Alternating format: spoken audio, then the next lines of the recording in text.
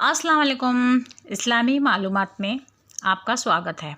आज एक राजा की कहानी आपके सामने लेकर हाजिर हुए हैं। आई होप आपको पसंद आएगी।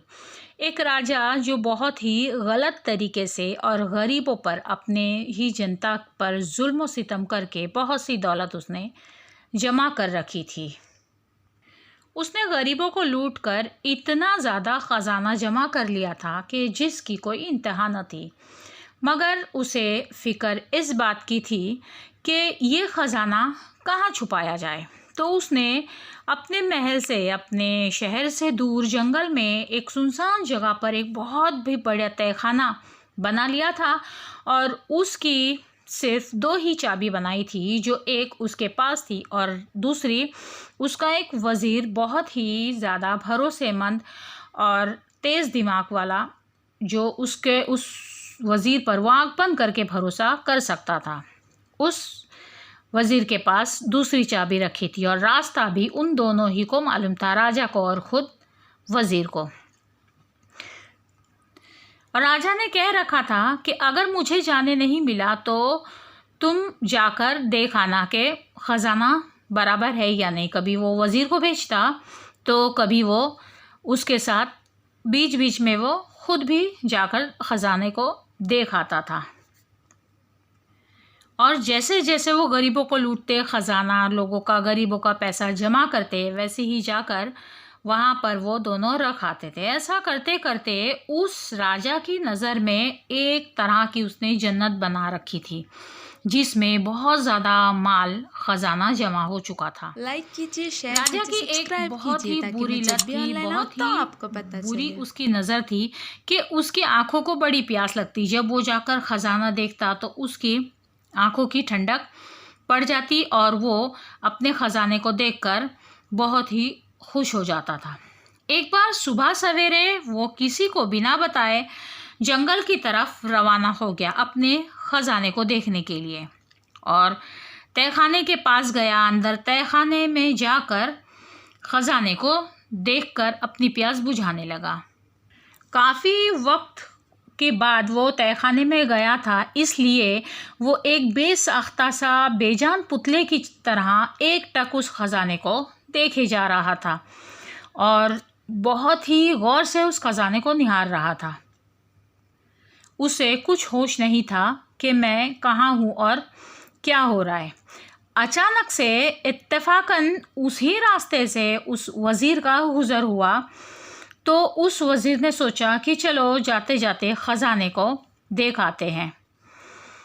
इस तरह से उस तहखाने के पास जैसे ही वज़ीर पहुंचा, उसने तहखाने को खुला पाया और इस डर से कि अगर राजा को पता चल गया कि तहखाना खुला था तो वो मुझे कत्ल कर देंगे, इस डर से बिना कुछ सोचे, उसके पास दूसरी चाबी तो थी ही, उसने तहखाने को बंद कर दिया, ताला लगाया और वहाँ से निकल गया।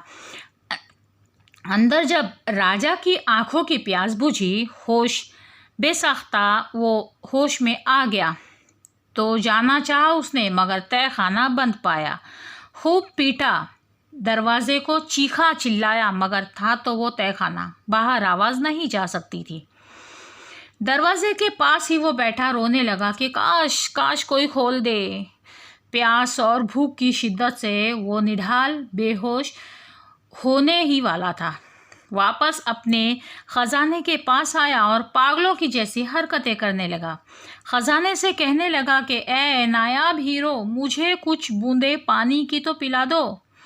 राजा हीरे जवाहरात हाथों में लेकर खूब रोने लगा और जिन गरीबों की मेहनत की कमाई जो वो लूटता था, उन सब के चेहरे और उनकी दौलत हाथ में लेकर वो गरीबों से लूटा हुआ उनके चेहरे याद करके रोने लगा और पछताने लगा कि हाय, ज़िंदगी भर की कमाई, ज़िंदगी भर जमा किया, आज मुझे वो दौलत एक बूंद पानी न पिला सकी।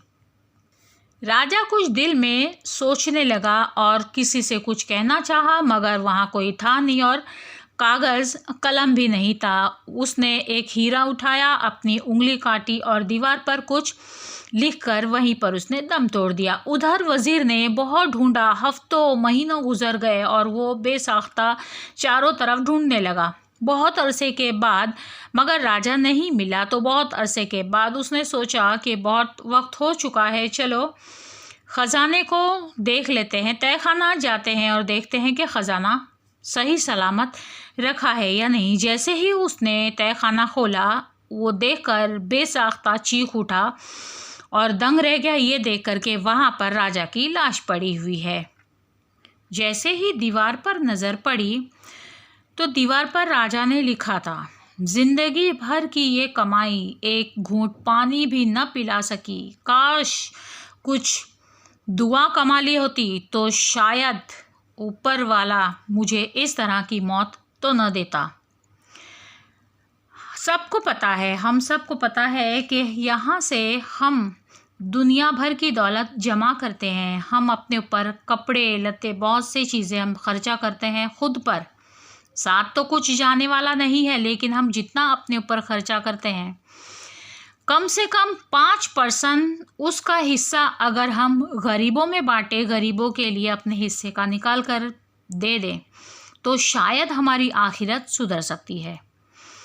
हमारी कहानी कैसी लगी और किस तरह की हदीस आप सुनना पसंद करेंगे, हमें कमेंट्स बॉक्स में ज़रूर लिखिए। शुक्रिया सुनने के लिए।